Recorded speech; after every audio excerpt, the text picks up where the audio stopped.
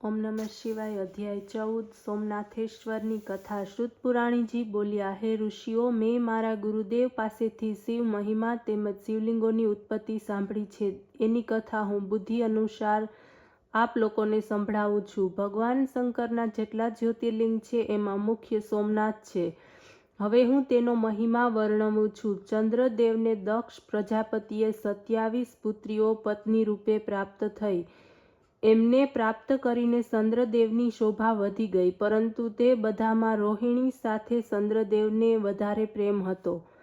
બાકીની સ્ત્રીઓ દુઃખી થઈને પોતાના પિતાની પાસે પહોંચી પોતાનું દુઃખ કહી સંભળાવ્યું। આ સાંભળીને દક્ષ ચંદ્રદેવની પાસે પહોંચ્યા અને સમજાવવા લાગ્યા, ચંદ્રદેવ, આપ ઉત્તમ વંશમાં ઉત્પન્ન થઈને આવા પ્રકારની વિષમતા કેમ કરી રહ્યા છો?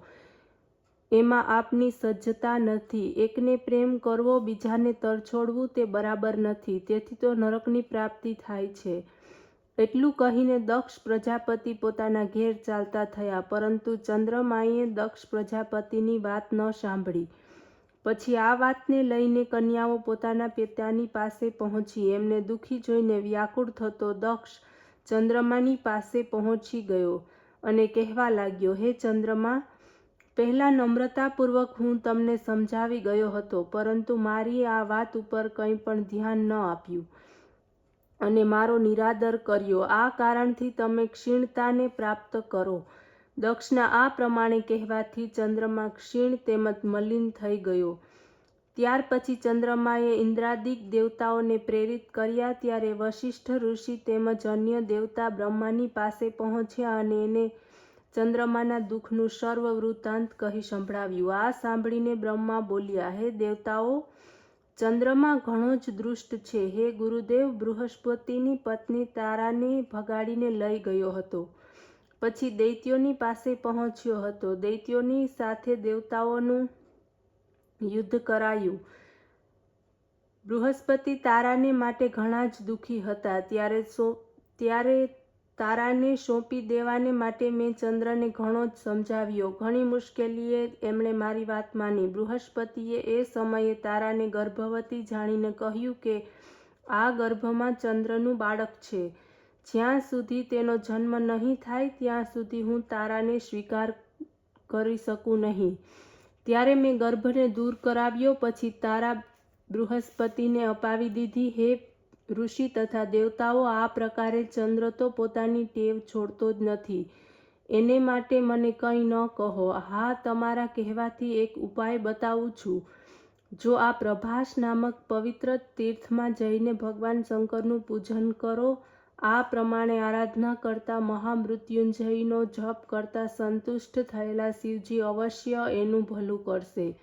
એની ક્ષીણતાનું દુઃખ નિવૃત્ત થશે। બ્રહ્માનું વચન સાંભળીને દેવતા તથા ઋષિઓ ચંદ્રમાની પાસે ગયા।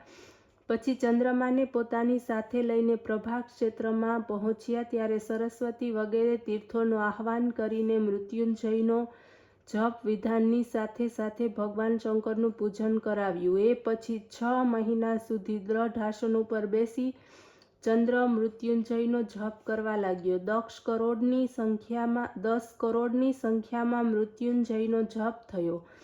ત્યારે પ્રસન્ન થઈને શિવજી ચંદ્રની સમક્ષ પ્રગટ થઈને બોલ્યા કે હે ચંદ્ર, હું તમારા ઉપર પ્રસન્ન છું। પોતાનું મનવાંછિત વરદાન માંગી લો। ચંદ્ર બોલ્યા, હે સ્વામી શ્રી, જો આપ ખરેખર પ્રસન્ન થઈને વરદાન આપો છો તો કૃપા કરીને મને એ વરદાન આપો કે મારા આ ક્ષય રોગ દૂર થઈ જાય। ત્યારે ભગવાન શંકર બોલ્યા, દક્ષ પ્રજાપતિનો શાપ તો દૂર થઈ શકે તેમ નથી। હું તો આટલું કરી શકું કે કૃષ્ણ પક્ષના 15 દિવસ સુધી તારી કલા ક્ષીણ થતી જશે। શુક્લ પક્ષના 15 દિવસ સુધી ક્રમપૂર્વક તેમાં વૃદ્ધિ થતી રહેશે। ભગવાન શંકરના આ પ્રમાણેના કથનથી ચંદ્ર પ્રસન્ન થયો અને દેવગણ પર પ્રસન્ન થયો ત્યાં આવી ગયો। ચંદ્ર હાથ જોડીને પ્રાર્થના કરવા લાગ્યા કે અમે આપને પ્રણામ કરીએ છીએ। પછી કહ્યું, હે પ્રભુ, આપ પાર્વતીજીની સાથે આ સ્થાન ઉપર જ નિવાસ કરો। આ રીતે દેવતાઓની પ્રાર્થનાથી શિવજી ત્યાં બિરાજવા લાગ્યા। ત્યારથી તે સોમેશ્વર નામે પ્રસિદ્ધ થયા। દેવતાઓને મળીને એક કુંડનું નિર્માણ કર્યું, જેનું નામ ચંદ્રકુંડ પડ્યું. આ કુંડમાં સ્નાન કરવાથી સર્વ પાપો નાશ પામે છે. અધ્યાય 15 મલ્લિકાર્જુનની ઉત્પત્તિ.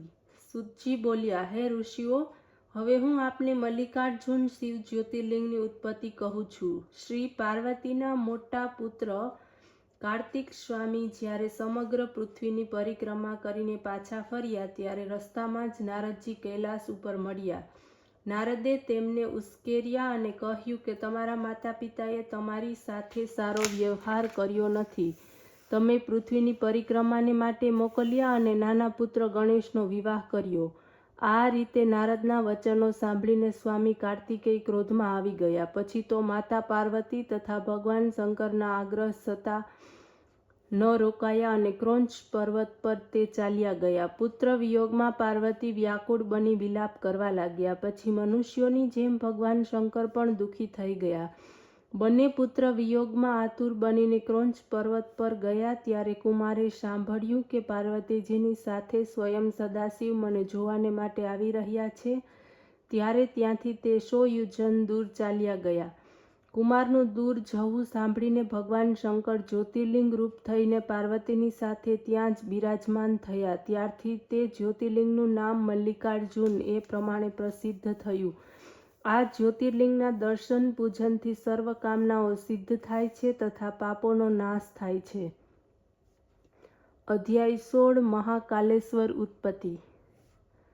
સુતજી કહેવા લાગ્યા કે હે ઋષિઓ, હવે હું મહાકાલેશ્વર શિવ જ્યોતિર્લિંગનું વર્ણન કરું છું. અવંતિકા નામની પુરીમાં શિવનો પરમ ભક્ત એક બુદ્ધિમાન બ્રાહ્મણ રહેતો હતો. તે હંમેશા વિધિપૂર્વક પાર્થિવ પૂજન કરતો હતો.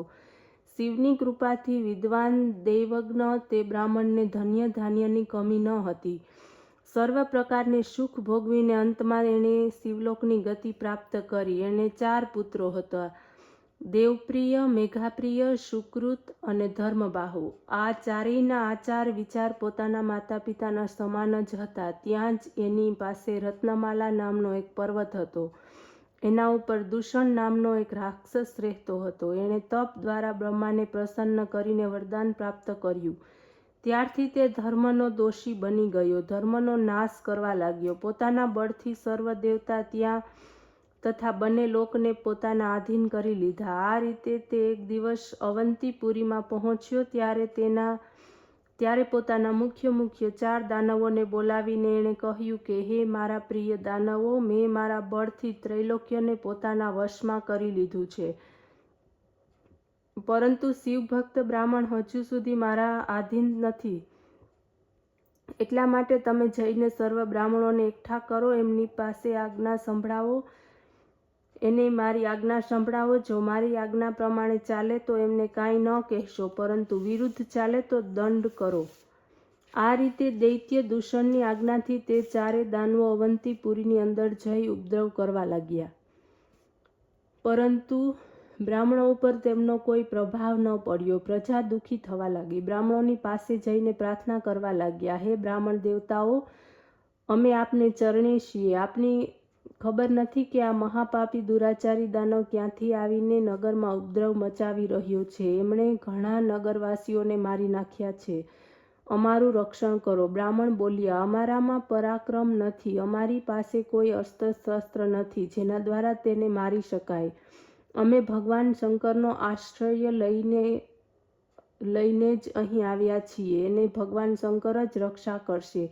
આટલું કહીને તે 4 બ્રાહ્મણ કુમારો અને અન્ય બ્રાહ્મણોની સાથે વિનયપૂર્વક શિવપૂજનમાં લાગી ગયા. એટલામાં તે 4 દૈત્યો ત્યાં આવી પહોંચ્યા. ત્યાં નગરવાસીની તેમજ બ્રાહ્મણોને જોઈને બોલ્યા, પકડો પકડો, આ બધાને મારી નાખો. પરંતુ બ્રાહ્મણો નિર્ભય થઈને શિવપૂજન કરવા લાગ્યા. દાનવગણ જ્યાં બ્રાહ્મણોને પકડવા માટે આગળ વધ્યા ત્યારે ઝડપથી પાર્થિવ લિંગની નીચેની ભૂમિ ભયંકર અવાજની સાથે ચીરાઈ ગઈ.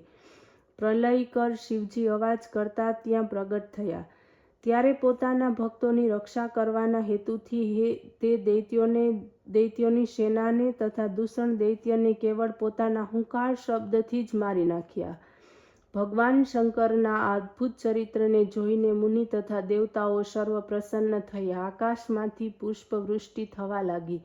ત્યારે ભગવાન શંકરે બ્રાહ્મણ પુત્રોને કહ્યું કે તમે ઈચ્છિત વરદાન પ્રાપ્ત કરો. બ્રાહ્મણ પુત્ર બોલ્યો, સ્વામી, આપ પ્રસન્ન છો તો અમારું આવાગમન મિટાવો. આપના ચરણોમાં સ્થાન આપો. આપ અહીં સદાને માટે નિવાસ કરો. આપના દર્શન કરનારની મનોકામના પૂર્ણ થાય. સૂતજી બોલ્યા, ત્યારે આ પ્રમાણે બ્રાહ્મણોને માંગ્યા વરદાન આપીને સદાશિવ ત્યાં મહાકાલેશ્વર નામથી બિરાજમાન થયા. તે મહાકાલેશ્વર શંકર ભગવાનના દર્શન કરનાર સર્વના પાપ તેમજ દુઃખ દૂર કરતા રહ્યા છે. ઓમ નમઃ શિવાય.